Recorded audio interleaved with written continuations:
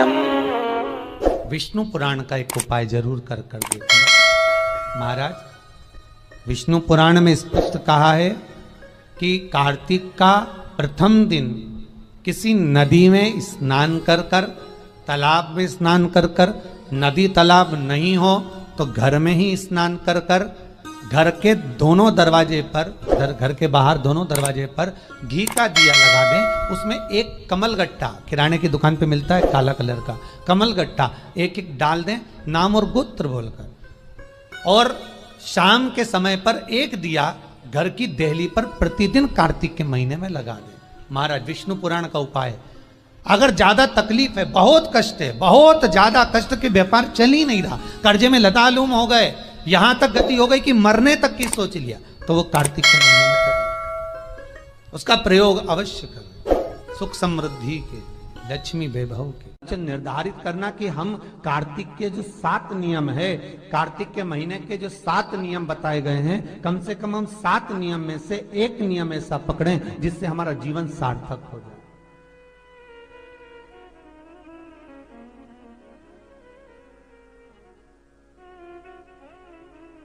आप भले 7 नियम नहीं कर रहे कार्तिक के, भले एक नियम करो, पर वो नियम हमारा पूर्ण चलना चाहिए, उसकी नियम की पूर्णता पूर्ण होना चाहिए।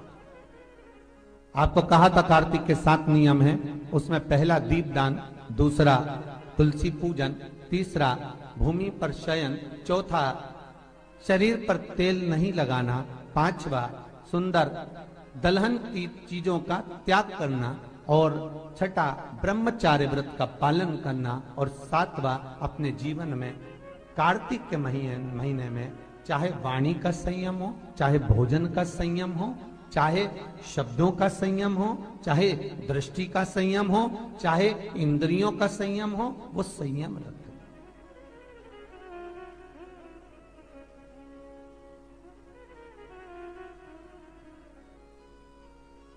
वो संयम धारण करना। अब हमें ये ज्ञात करना है कि 7 नियम जो कार्तिक के महीने के होते हैं, कार्तिक माहात्म्य में जो 7 नियम बताए गए होते हैं, इन 7 नियम में से कोई एक नियम हम हमारी जिंदगी में उतार लें, कोई एक नियम हम हमारे जीवन में उतार लें, जिस नियम के बल पर हमें परमात्मा का साक्षीकरण हो जाए।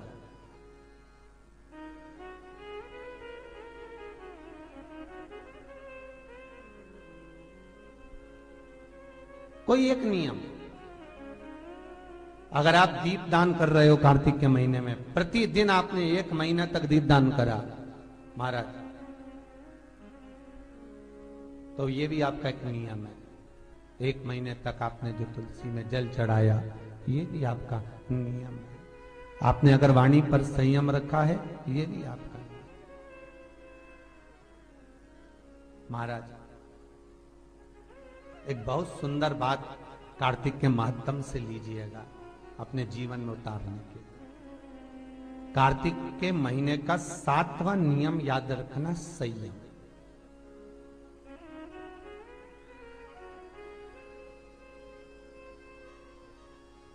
किस समय पर किस चीज का संयम होना चाहिए, निर्धारित करना कि हम कार्तिक के जो 7 नियम है, कार्तिक के महीने के जो 7 नियम बताए गए हैं, कम से कम हम 7 नियम में से एक नियम ऐसा पकड़ें जिससे हमारा जीवन सार्थक हो जाए।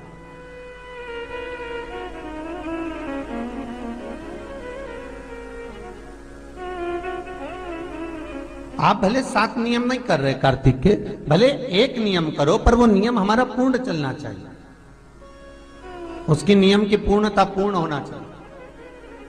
आपको कहा था कार्तिक के 7 नियम हैं, उसमें पहला दीपदान, दूसरा तुलसी पूजन, तीसरा भूमि पर शयन, चौथा शरीर पर तेल नहीं लगाना, पांचवा सुंदर दलहन की चीजों का त्याग करना, और छठा ब्रह्मचार्य व्रत का पालन करना, और सातवां अपने जीवन में कार्तिक के महीने में चाहे वाणी का संयम हो, चाहे भोजन का संयम हो, चाहे शब्दों का संयम हो, चाहे दृष्टि का संयम हो, चाहे इंद्रियों का संयम हो, वो संयम रखें।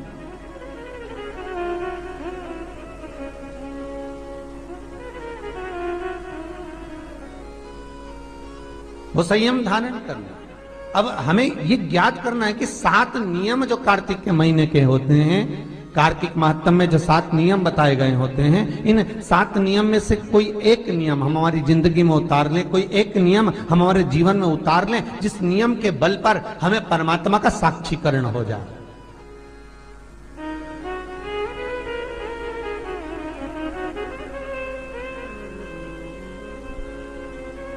कोई एक नियम, अगर आप दीप दान कर रहे हो कार्तिक के महीने में, प्रतिदिन आपने 1 महीना तक दीप दान करा महाराज, तो ये भी आपका एक नियम है।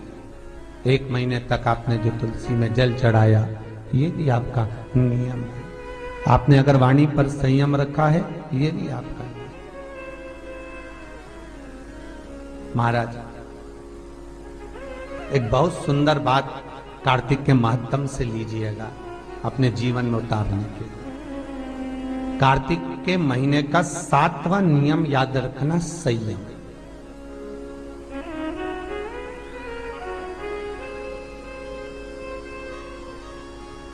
किस समय पर किस चीज का संयम होना चाहिए, ये हमारे विष्णु पुराण किस किसने सुनी है? हाथ उठा। विष्णु पुराण का 5वां अंश कार्तिक खंड वर्णन करता है, या स्कंद पुराण का कार्तिक खंड को उठा लीजिए, वो वर्णन करता है 24 तरह के दिए होते हैं। कितने तरह के? 24 तरह के दीप होते हैं। उस दीप में सर्वाधिक श्रेष्ठ दीप होता है तुलसी दल का दीप, तुलसी की डंडी से जो प्रकट किया गया। बत्तियों का भी क्रम है, एक लंबी बत्ती होती है, एक गोल बत्ती होती है। होती कि नहीं होती? लंबी और गोल। ये वाला स्पीकर बंद है, बार बार बंद हो रहा, बार बार चालू हो रहा है, उसको देखिए जरा। बत्ती एक गोल होती है, एक लंबी होती है। गोल बत्ती और लंबी बत्ती में अंतर होता है, बहुत जमीन आसमान का अंतर है, बहुत ध्यान देना इसका। गोल बत्ती किस किस देवी देवता पे लगती है और लंबी बत्ती किस किस देवी देवता पे लगती है, तो स्कंद पुराण और विष्णु पुराण दोनों कहती है जो लंबी बत्ती होती है वो पितरों की जगह पर, पूर्वजों की जगह पर, पूर्वजों की जगह पर, बड़ के पेड़ के नीचे, पीपल के पेड़ के नीचे लंबी बत्ती का प्रमाण है। किसी देवी के स्थान पर, जो देवी की पूजन करते हैं, जगदम्बा की पूजन करते हो, पार्वती की करते हो, लक्ष्मी की करते हो, कुल देवी का स्मरण करते हो, लंबी बत्ती का प्रमाण। और जो गोल बत्ती होती है, वो गोल बत्ती का प्रमाण किसी हनुमान मंदिर, राम मंदिर, शिव मंदिर, जितने देवताओं के मंदिर हैं वहां पर गोल बत्ती का प्रमाण। लंबी बत्ती देवी के स्थान पर इसलिए जलाई जाती है क्योंकि देवी वंश की और लक्ष्मी की वृद्धि करती है।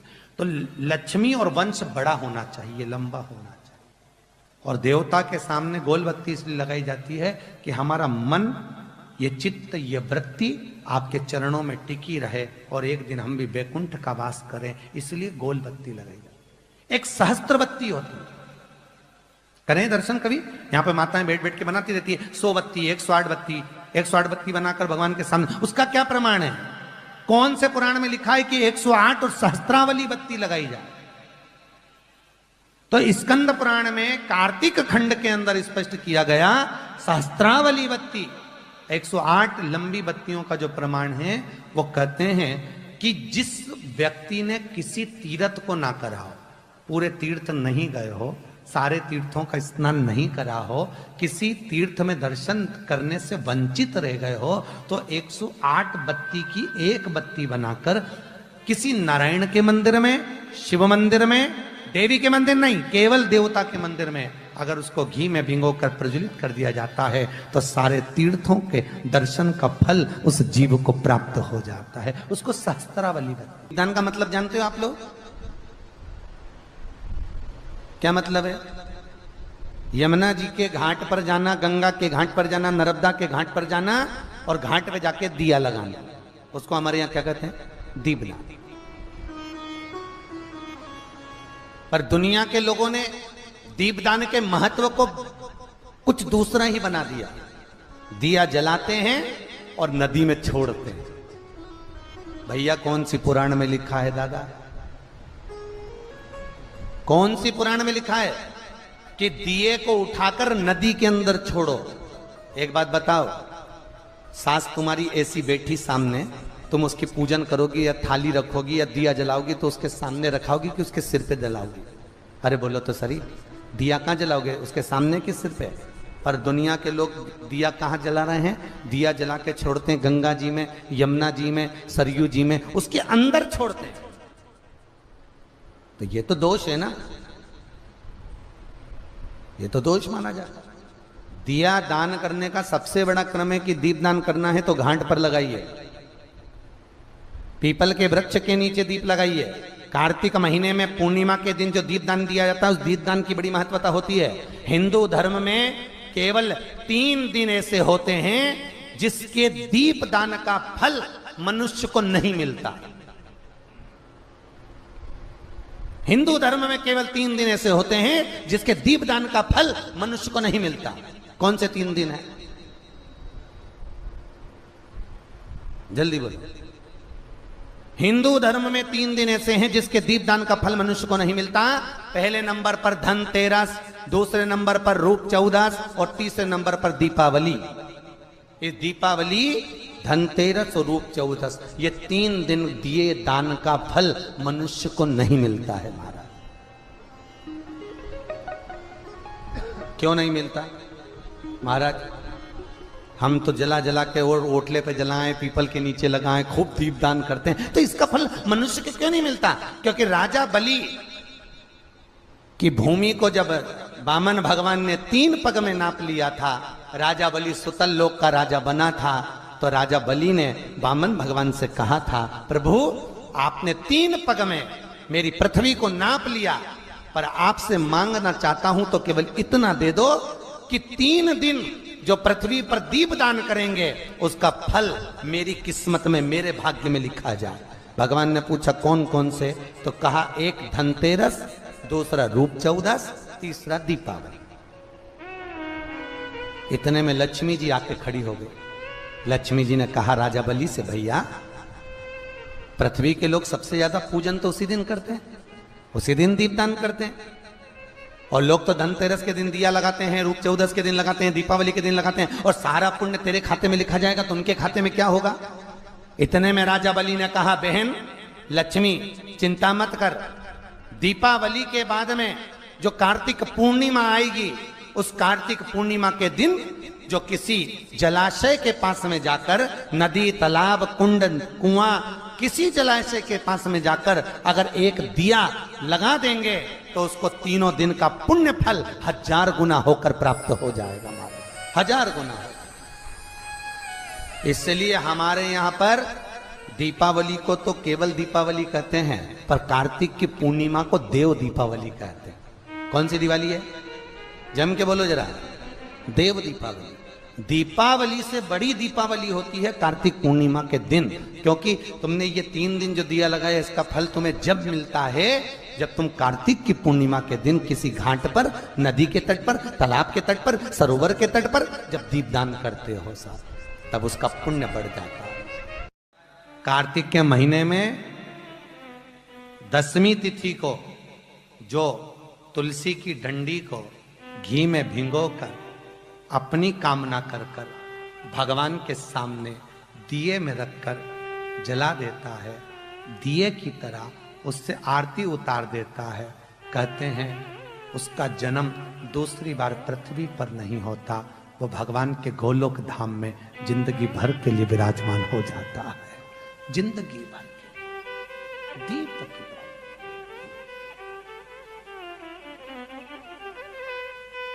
यहां तक कहेंगे हम,